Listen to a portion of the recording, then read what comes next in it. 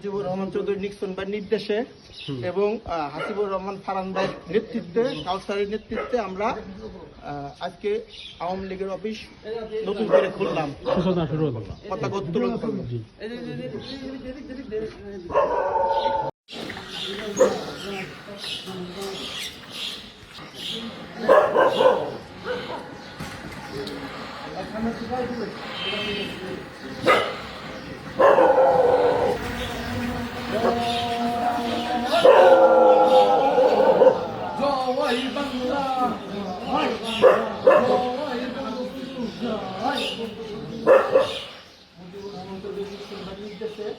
এবং নেতৃত্বে কাউসারের নেতৃত্বে আমরা আজকে আওয়ামী লীগের